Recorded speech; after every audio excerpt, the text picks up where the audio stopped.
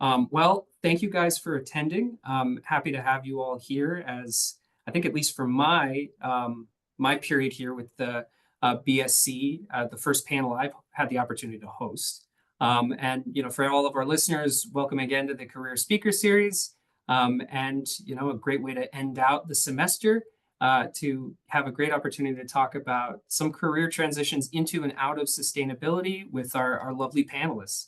And so as we go through this, typically, we will spend some time to do introductions. We'll go through the traditional questions and answers, and then we'd ask that, if there are any particularly pressing questions, to save them to the last 15 to 10 minutes of our of the session to be able to ask our panelists. But yeah, without further ado, I'd say we can jump right into it. If one of you would like to just start us off on a brief introduction for your career, job title, role, and company that you're working with currently, as well as maybe your tenure with the Jenkins MBA program.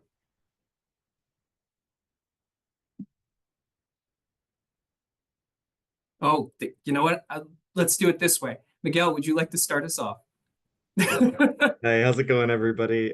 So yeah, I've got a couple hats. I don't know if I'll remember everything, Eric, but I will go ahead and do the job titles. So I'm with Hillsborough Community College here in Tampa, Florida. I'm a sustainability specialist, which I always say is a fancy term for an internship. My role specifically with them is community outreach. I'm also a Medicaid waiver support coordinator, so I work with people with intellectual and developmental disabilities to help define their supports. And I'm also working with Florida for Good to kind of help set up a few B Corps and just also do some outreach with them. So working with the city of Tampa, economic development, and see if we can, gain some more followers of the B Corp movement here locally. And then I am also a grad student at USF. I'm getting my second master's right now in global sustainability. So a few different hats there. Oh, wonderful. And we'll pass it off to Val then. Hello, everyone. Val Evans.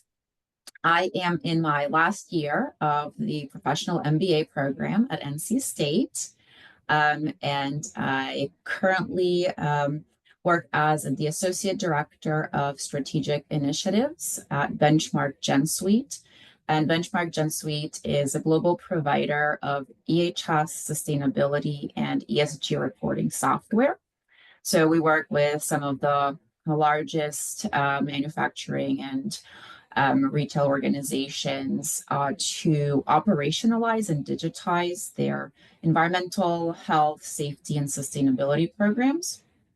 My role specifically, I focus on our enterprise analytics, our enterprise sustainability goals as well, and a lot of our kind of OKRs and performance metrics, as well as I wear the hat of our AI enablement program lead. So looking at ways that internally we can operationalize AI.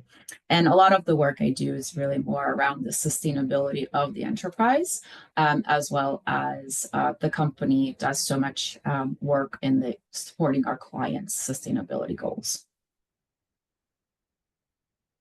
Wonderful, and thank you for that. And we'll pass it off to Andre. Hello, everyone. Andre Little. See where do I start? So Jenkins Mac graduate 2022, Jenkins MBA graduate 2023, first business sustainability certificate recipient 24. I don't know. It's all running together, but I'm currently in a role in a senior associate role at Scott Madden. We are a management consulting firm. For about 20 of our 40 years, the first 20 of our 40 years, the bread and butter of the company has largely been energy clients. So a lot of the E part of ESG, the sustainability part, particularly in the environment, was really built into that part of our practice. But over the last 20 years, we've been making a lot of inroads and more broader industry, manufacturing, retail, and that sort of thing. So sustainability in those spaces is a little newer for our firm. So currently, I serve on our internal corporate responsibility team. So that's responsible for a couple of things. We put together our annual corporate responsibility report, as well as serving as thought leaders, trainers, um, general disseminators of information around sustainability and um, trends, that sort of thing, to the consultants in our firm. So I haven't had the opportunity necessarily to work on sustainability projects in my role, but I've gotten a lot of experience just working with the internal workings of our firm and our efforts to be responsible corporate citizens. Wonderful, and thank you for that, Andre. And of course, last but not least, we have Kara. Hey, good evening. Happy Wednesday, everyone. I'm also a fellow 2022 Jenkins grad from the MBA program, not the MAC program in 2022. It was exciting to hear that. I was like, hey, we were there in the throw of it at the same time. I also worked as a business sustainability collaborative associate while I was in the MBA program. I currently work at North Carolina's electorate cooperatives on an innovation team. So I'm an innovation and business development analyst. Our team, we look at electrifying the end use of energy, which helps reduce greenhouse gas emissions and save our consumers money over time. So basically, we do a lot of market research on early commercial stage technologies that can help us and our membership to that end of electrifying the end use of energy and reducing greenhouse gas emissions and saving money, and look for those technologies that make business sense in our context as a utility company. And so North Carolina's electric cooperatives, we serve over 1 million meters throughout primarily rural North Carolina. So we're an electric utility company, but like other co-op structures or business structures, we are member owned. So the customers or the end users of our electricity are member owners of all of our cooperatives. And yeah, I'll pass it back to you, Eric. Oh, awesome. And thank you for that. And, thank you everyone for your time, and we're happy to have you here. And so with that, I think we can jump into some of the questions here. So to just sort of start us off, I know that everyone here is either in a sustainability related role or environmentally related role. And I guess I would be curious, what initially inspired either your transition or your start in that sphere or sector? And, how did you make that shift?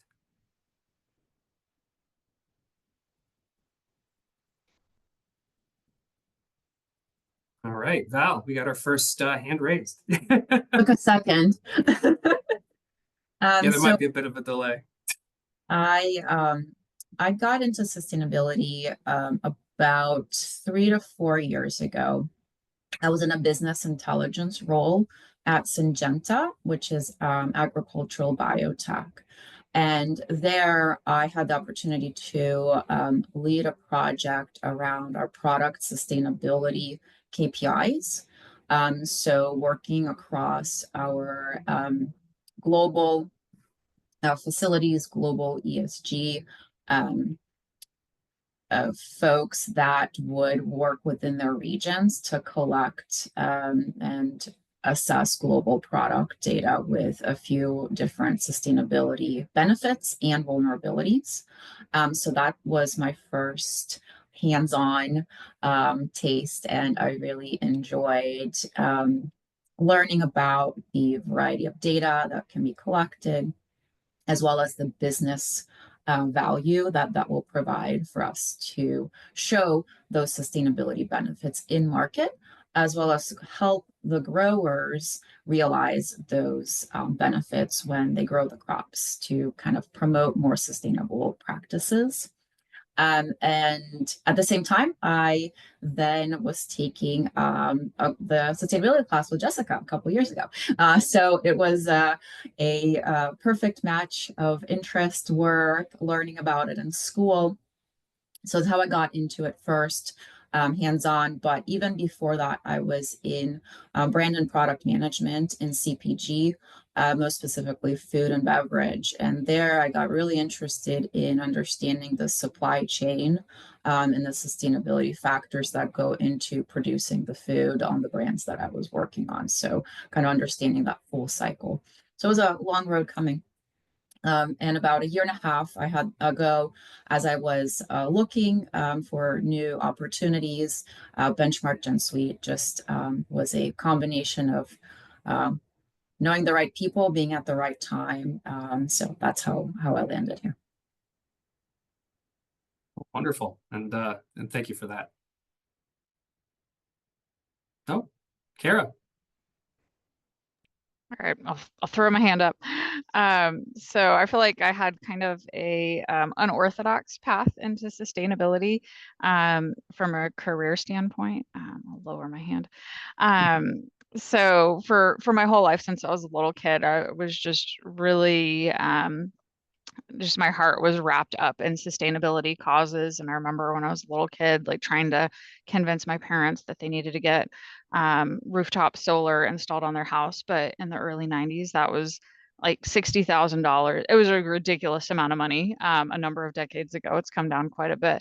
But I went into the nonprofit sector and developed my career path in the nonprofit sector and working in the faith-based communities, in after-school programs and global ministry, and had been thinking about doing an MBA program, which oddly enough, the pandemic allowed me to accelerate those plans.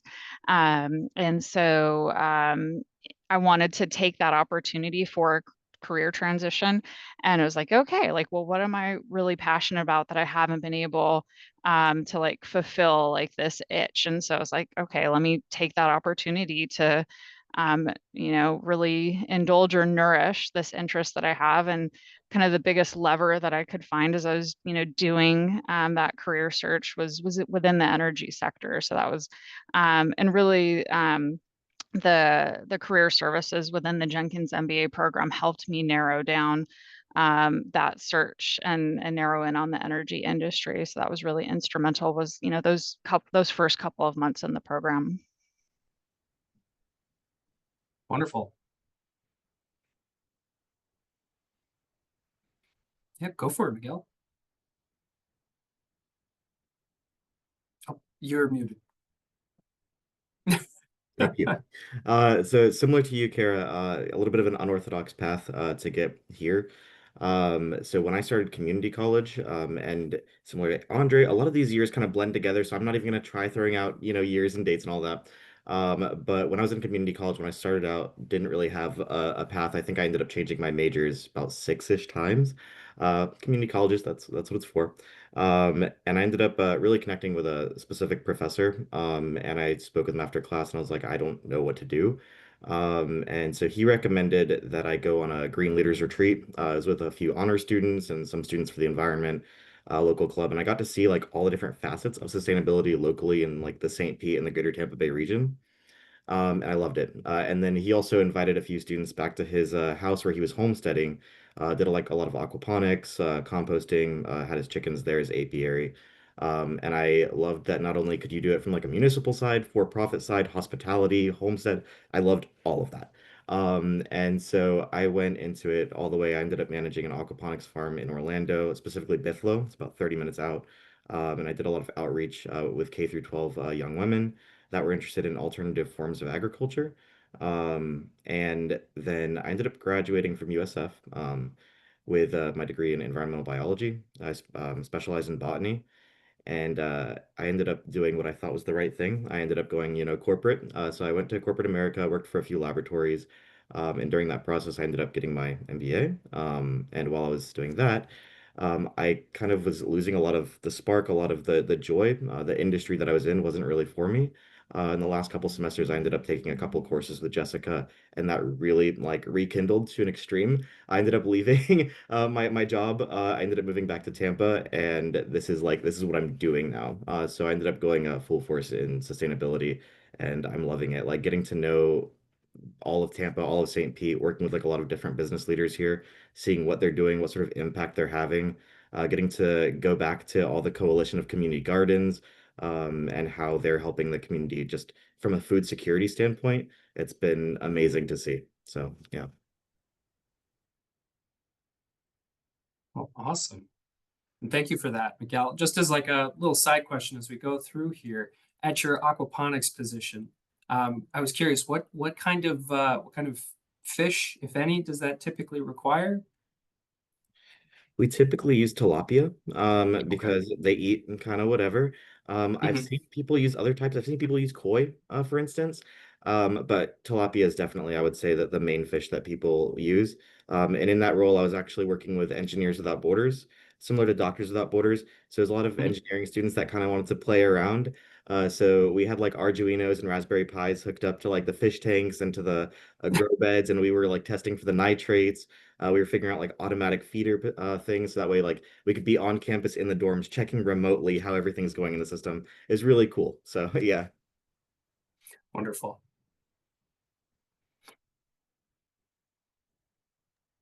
Do I still need to raise my hand, Eric? Well, not everyone is always expected to answer, but Andre, yeah, why don't you take it away? So I mean, I get there's some, some common themes starting to emerge here. Of Again, course. a unorthodox or or what is an orthodox path, right? But Hmm. um, so I was an accountant. My parents were accountants, and so when you think about accounting, that's a lot of it is it's reporting, right? It's you know gathering information and telling a story about what has happened, right? And so one of the big, and I guess it continues to be a big kind of issue or topic is disclosures, right? My first kind of introduction into the sustainability field was from a reporting standpoint. The SEC disclosures and all the back and forth over should corporate companies be required to disclose, climate carbon emissions, and that kind of got my foot in the door. And then started to pique my interest. Started taking classes, talking with Jessica, and realized that it's a much more it's much more broad. It's much more than that. And um, I think uh, it's a mindset really.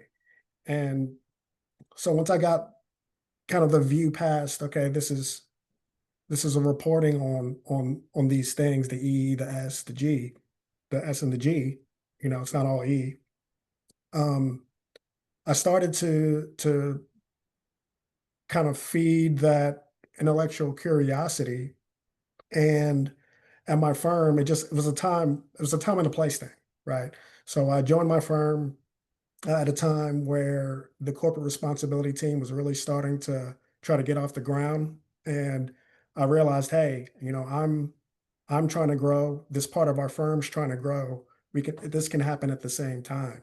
So it's given me an opportunity to really um, put into practice things that I've learned in the sustainability courses that I took at NC State.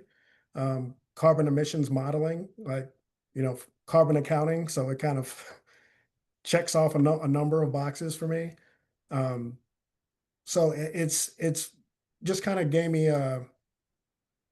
me a different perspective, a more open perspective, and also made me realize that sustainability, it's it can really be built. It really at its heart can be built in to operations, right? It's not just, and especially at my firm, um, we didn't call it corporate responsibility 20 years ago, but our behavior was consistent with that. So I think had a lot to do with the culture of the company that I'm at too. Well, wonderful, and thank you for that. And Andre, I think you bring up an interesting point in regards to sort of a time and place, but as well as just opportunities presenting themselves. And I think, well, and building on that, you all have had relatively unorthodox transitions or decisions that have led you on this path. But what I'd be curious about is how did you feel as if your previous career experiences or educational experiences helped or hindered in your transition? And I was wondering if maybe you all could expand on that.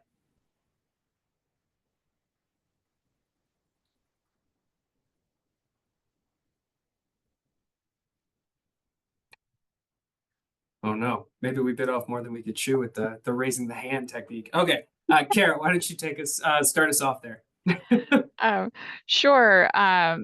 Because my transition into a sustainability career was also a career transition, so different industry, different functional role. I went from working in the nonprofit industry, primarily in like program development, marketing, and communications, to an analyst role in the energy industry.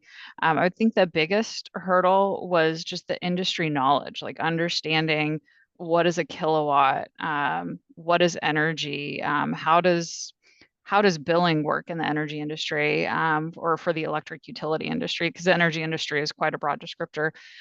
So acquiring industry knowledge on my feet was the biggest hurdle I had to face.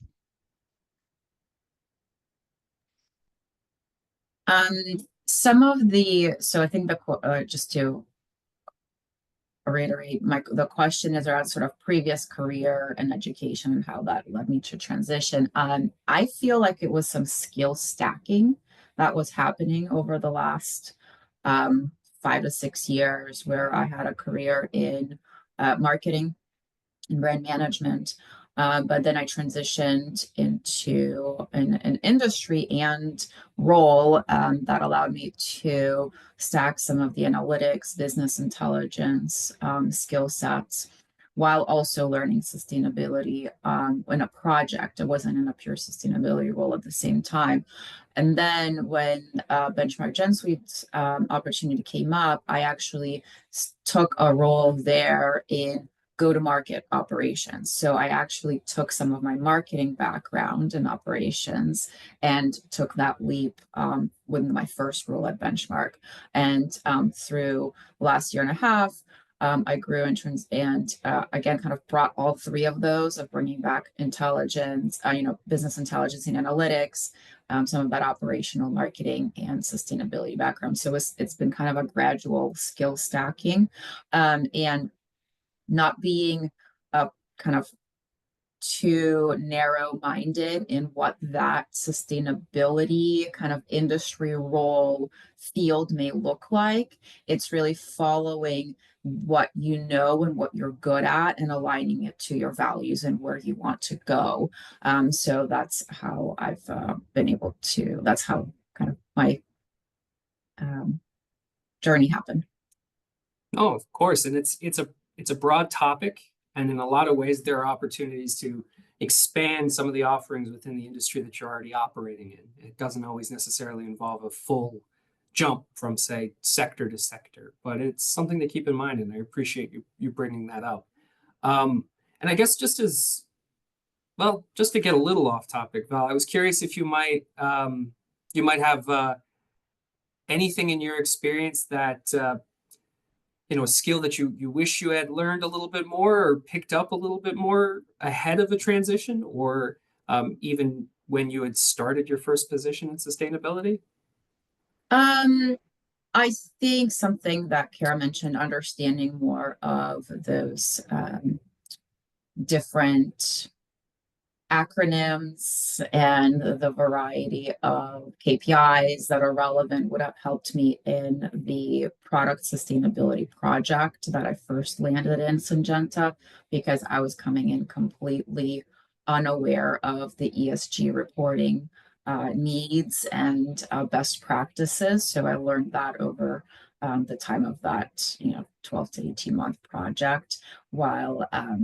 So I think that would have been kind of would have given me some jump start, but that's also something you can learn as you're going through, right? So there's no perfect time to do it. Absolutely. And I would, of course, extend that question to everyone here, that if there are any skills that you wish you'd have developed earlier in your career. Sure. If you don't, I know I didn't raise the hand, if that's okay. No, it's okay. Okay. I'm not going to be the arbiter of All right. raising the hand. So one of the skills that, well, first off, I applaud a lot of people that have the technical know-how and the people that really went down that rabbit hole of learning, that dove into like the renewable energy sector, water conservation sector. Those are not my strong suits. When it comes to sustainability, I love like organizational leadership, and kind of how, again, businesses drive impact in their community from a grassroots and local level. Um, so I still kind of want to know at least a surface level, so that way I'm able to have those conversations. But one skill that I wish that I guess identified it in myself earlier on, is that I do actually love networking. And so from early on, I've like, I mean, as a kid, I've always kind of thought of myself as an introvert, and I still do. But I have found that I really love one-on-ones. Like, don't catch me in a group setting. I'll probably shut down. I'll still be quiet, but catch me for coffee. Like, let's go out to like a cafe or something. And that's, I found some of the most impactful, meaningful, and long-lasting connections. And I wish I'd known that, because when I started my internship at a lab here in Tampa, I was, required to go to every single department. I knew everybody there. I knew, everybody doing glassware up to the operations manager and directors. And then as I carried through the lab, that was always me. I always knew everybody from labs from different states. Like, it ended up getting like to a nationwide and even international. So whether it be virtual, it was just a matter of getting to know people. And I wish I had identified that way earlier on, so I could have cultivated that and used it a little bit more to my benefit. So yeah. Oh, no, awesome. And thank you for that addition there, Miguel.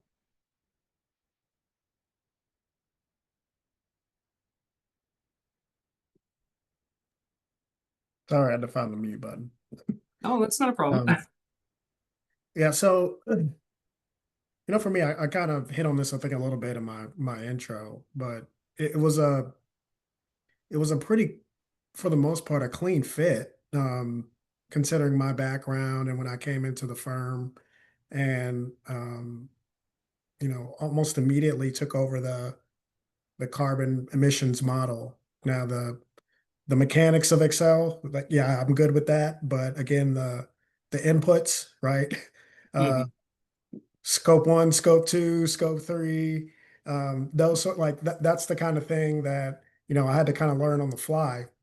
Um, but I'm also, I guess this is my consultant consultant brain coming out now. Um, Experience is I think you know the best teacher, and a good combination in the Jenkins program is being able to apply things that you learn in real time professionally. That's what I was able to do. But I think just engaged, being involved, um, not only in the Excel, which I was comfortable with, but at the same time learning, okay, this is scope one. For a consulting firm, we're not going to have a lot of scope one emissions. But when it comes to scope two, scope three, there's some nuance there. Um, and so learning, on in real time, on the fly, I think was beneficial for me. And it got me to a point where and Jessica was you know my advisor, my mentor, all the things, right?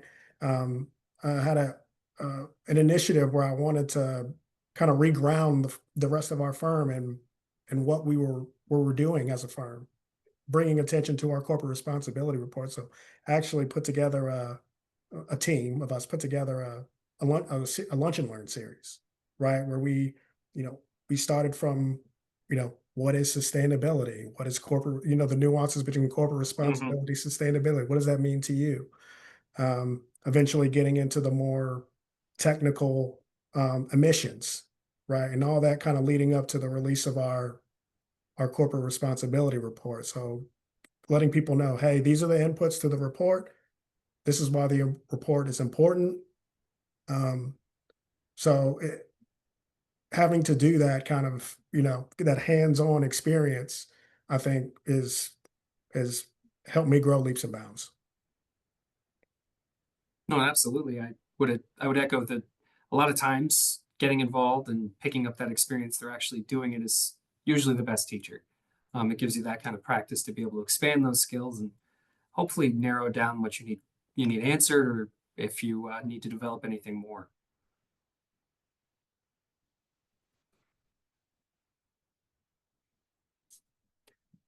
And as we're moving through this, I wanted to touch on a point that Miguel had made in regards to networking and that delineation between, you know, hard and soft skills. And what I would be curious to hear from you all is how much in your experience have you valued you know, technical experience, the actual, you know, nuts and bolts, to the larger soft skills or networking and communication styles, and which do you now in your current position value more?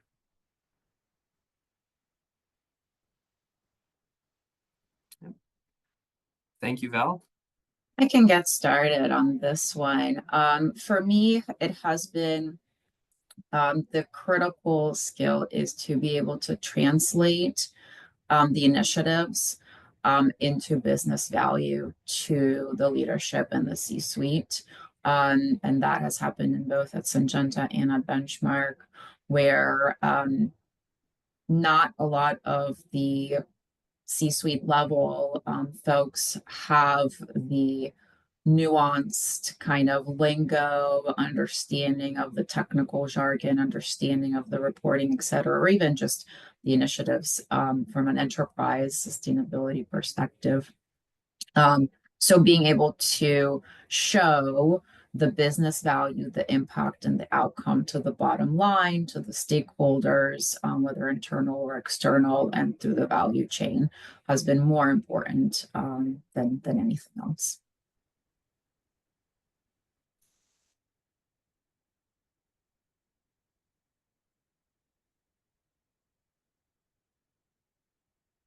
Well, wonderful, and I appreciate that insight, Val. I think there's definitely something to be said about the ability to communicate, you know, technical information to people outside of that experience.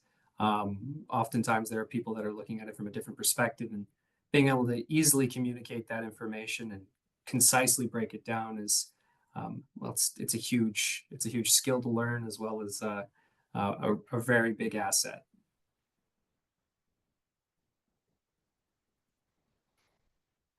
Well, wonderful.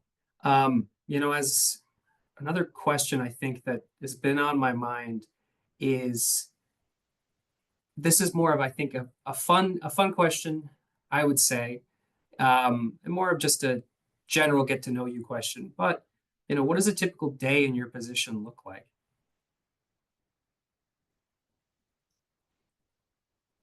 You know, maybe to add a wrinkle to this, everybody comes from a different, you know, a few in energy, a few in agriculture and manufacturing, and then we have nonprofit spheres. So I'm curious in just what that might look like for outside observers. Yeah, I'll jump in on this. So I guess what is a typical day? You know, it's every day is a little bit different. So at Hillsborough Community College, I'll focus on that one. There's so many initiatives that are going on. You know, like we have a seed library on campus, so making sure there's engagement from students and faculty on knowing that they can, you know, propagate at home. We have a food forest, so we're using that as a workshop and laboratory for students on the campus. Today, I went for a ride on Route 1 because Hillsborough County, if you guys have been down to Tampa, we do not have a great public transit. So the bus line here finally got funded, and one of the routes is free for riders for a year. So getting more engagement with public transit and showing students and the community that they can get involved in that, and they can advocate to their local politicians that they want that to keep going, because it's a pilot program right now. And for me, community outreach is so broad. So I've had the amazing opportunity to just talk with people about the program. I always hear, you know, well, pre-pandemic we had this, and post-pandemic we had that, and everything all went downhill. So it's that a lot of students went online, and you know, college is looking to kind of bring it back to where it once was as far as student engagement, bringing people back on campus, getting people more involved with student organizations, and everything going on around campus. Because sometimes, you know, it'll be a ghost town out there. And if you guys have ever seen the show Community, like that's what we want it to be, right? It should be a lot of fun. It should be people that are like getting to know what they love, what their passions are, and going from there and building that community within a community college, right? So.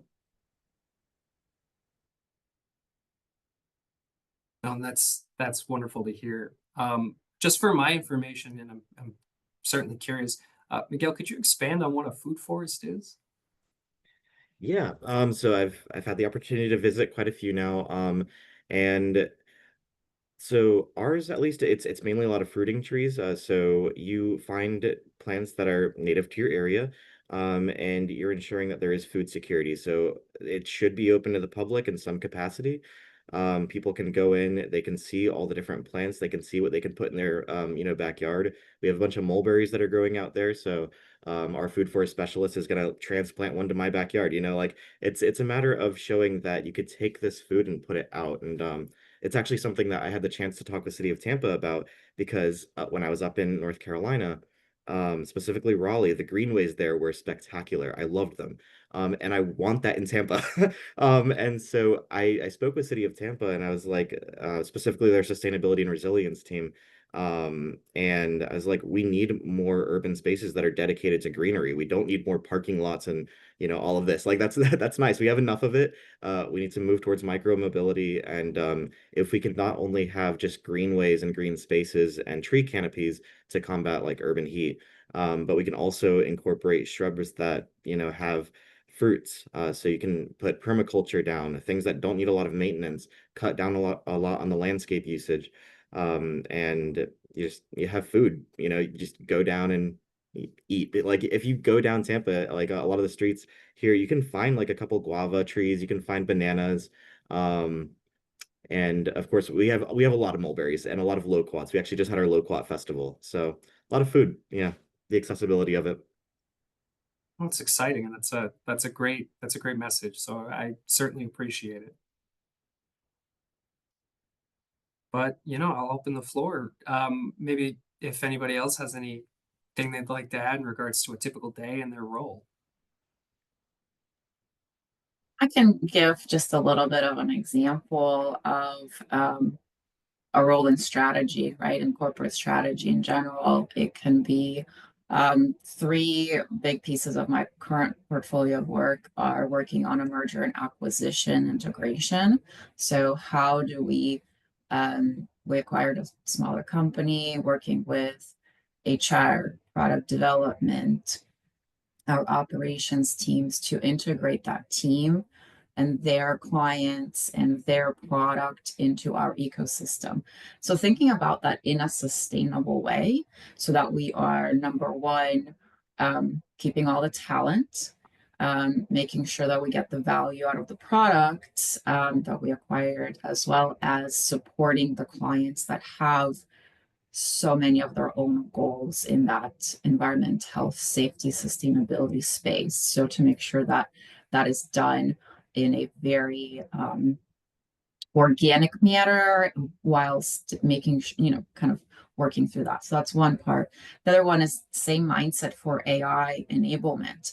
We're not going to just buy all the tools and throw in the technology at our people. We need to make sure that the program, and so what I'm doing is phasing training, phasing different hackathons, phasing in talent and working with HR to make sure that we can upskill the folks that we do have. So we have an internal hackathon that people are learning AI on their, through that.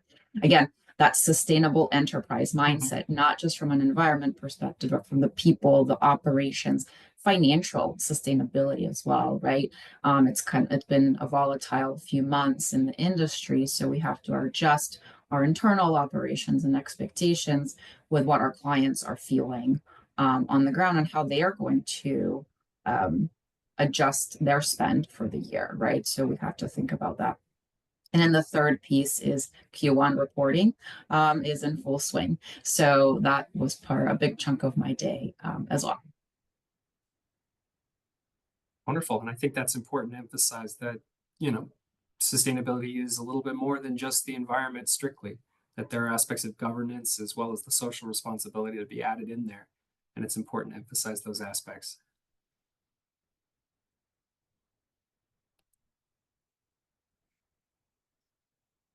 Of course, Andre or Kara, if you guys have anything else you'd like to add, but if not, we can also open the floor to questions from our listeners. I'm sure I can just do like a quick snapshot. I feel Okay, like wonderful. today was like a typical day, if there is any. I mean, some days are traveling to various ends of the state, or going to conferences or whatnot. Today I was submitting a grant application, tracking down documents to get reimbursed for another grant, doing like technical troubleshooting for why can't we get the right meter data for another project. So it's like a lot of project management for a variety of scope of projects, planning an electrification conference that we have coming up this spring, and building a data model in tandem with all those other activities. So that's kind of like a typical day, I would say. Wonderful.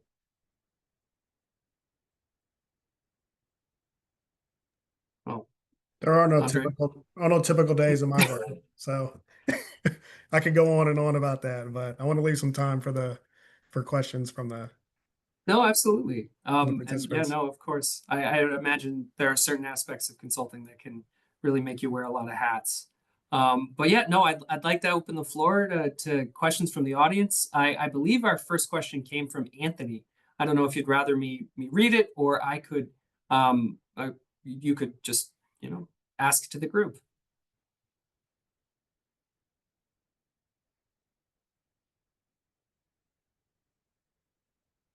All right. Well, in that case, Anthony had asked that what should a new sustainability professional look for in a certification or educational program? I Miguel, believe, Miguel, you sort of you wanna answered read part your of that. Miguel, Yeah. do you want to do your response first, and then I can go. I have my response that's there, but basically, just verbalizing it. So make sure there's an experiential component of that, whatever the program is, make sure that you have some hands-on learning. So with NC State, for me, that was the B Corp clinic, being able to get like on the grounds experience with being able to consult with a real company and driving real impact. That was amazing. Like I don't think that you get that opportunity in a lot of places. And so in my current program right now at USF, that is something that like I am always looking for. Whenever a professor has an opportunity to like get, boots on the ground experience anywhere, I will be there. There should be maybe like a internship or volunteer opportunity. Um, and you could, leave your local ecosystem to, find those opportunities if you want to. If there's something like I'm very interested in what's going on out in ASU, Arizona State. So I would love to get out there eventually, see what they've got going on. Right now, I don't have the bandwidth to do that. But if you see stuff anywhere, try to make it a priority to go out there. You can also look at the alumni. You can look at the teachers and professors. What is their typical teaching style? Don't go by rate my professor. It's a lot of students that are a little embittered. So I would go more so just off of look at what their experience has been. What have they done? What studies have they been a part of? And if you can, try to get a one-on-one with the professor beforehand, and just kind of see what that system, what that program looks like. I spoke with multiple alumni of the USF program. And then on top of that, I didn't even apply for the master's going in. They had a certificate program, and I applied for that so I could get a sampling of the program before committing to the master's program. So I think it's okay to be a little cautious. So like I mentioned, I changed my majors about 6 times, settled on environmental biology. I don't use much of that. I'm also not a scientist. That's okay, sometimes live and learn. And I made a lot of great connections from it. And so it's make sure that you can pivot and be adaptable along the way.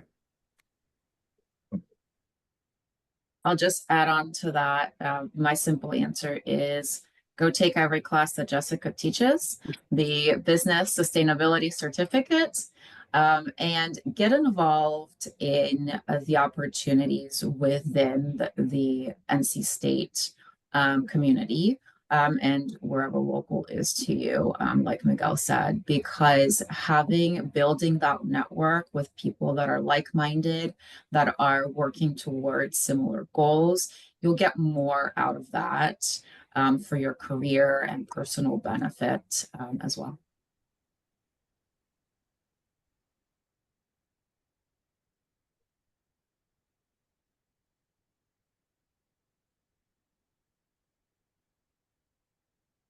Go for it, Andre. Yeah, okay. Yeah, I'll add and echo what Val's last point, and I think of a theme of networking.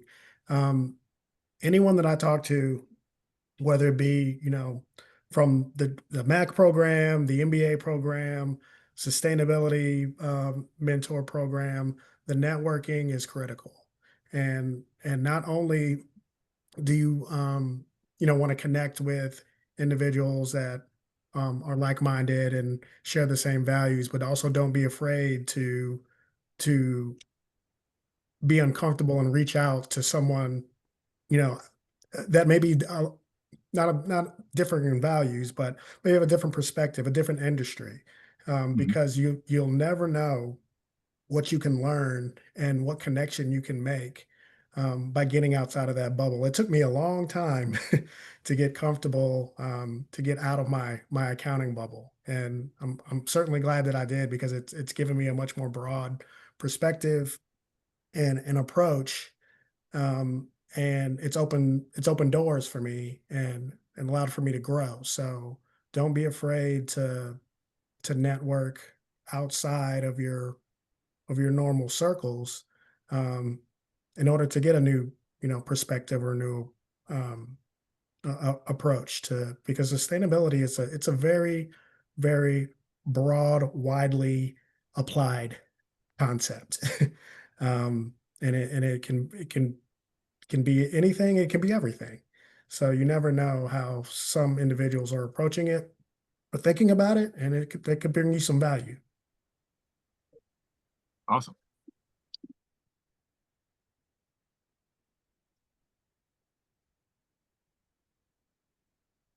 All right. If anybody has any other questions, feel free.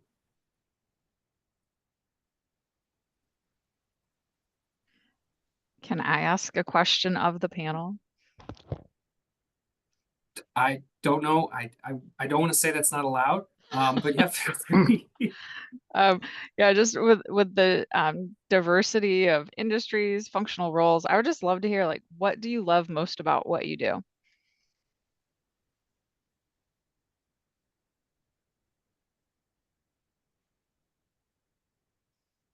I love getting to know my community.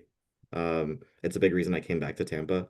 Um, and I helped out with organizing a community cleanup with some people in the B Corp space. And they started calling me like jokingly Tampa, and I was completely fine with that. Like I love my city. Like it's, I was born and raised here.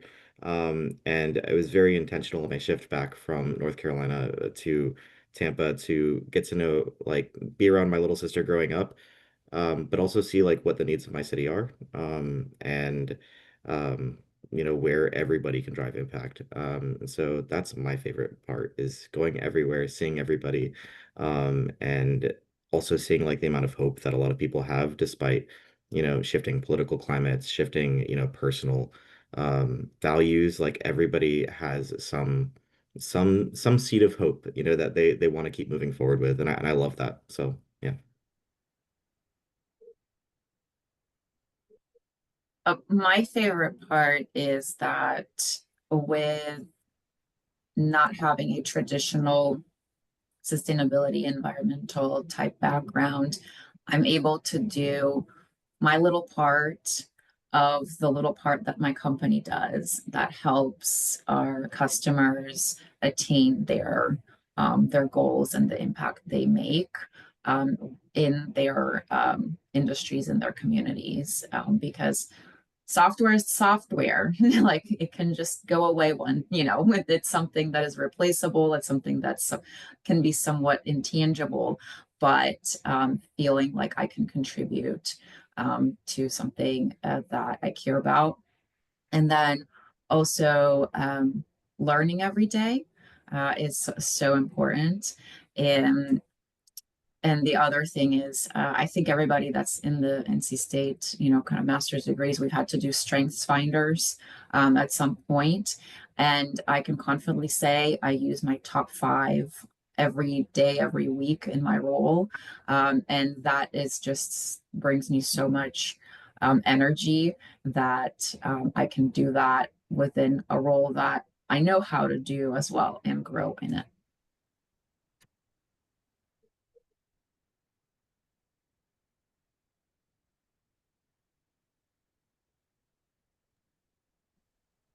More themes. I'm piggybacking off of Val again. No, the learning aspect that you mentioned, it really resonates with me. I mean, when I received the certificate, business sustainability certificate in the mail, I showed it to my wife, and she says, "Is it finally done? Like, is this the last one?" And I'm like, I don't know. I don't know. But you know, being able to learn and grow and also help, because we're a small firm, but help facilitate some learning and growth for the firm as well, quantifying the impact that we have on the local community and the positive things that we're doing. Those are the things that um, I'm passionate and it gets me excited.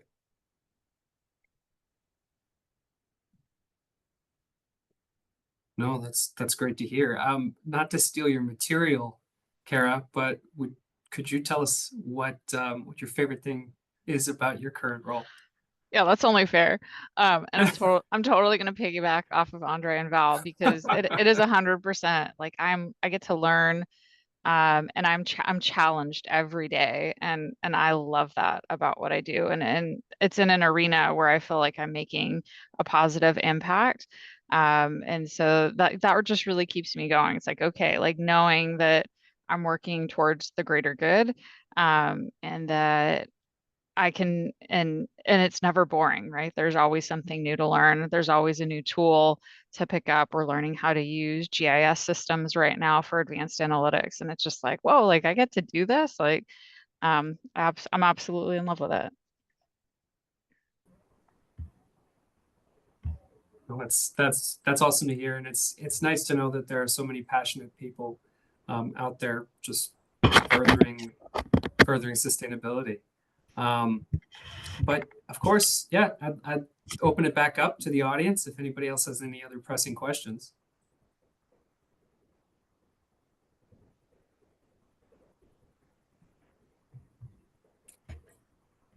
All right.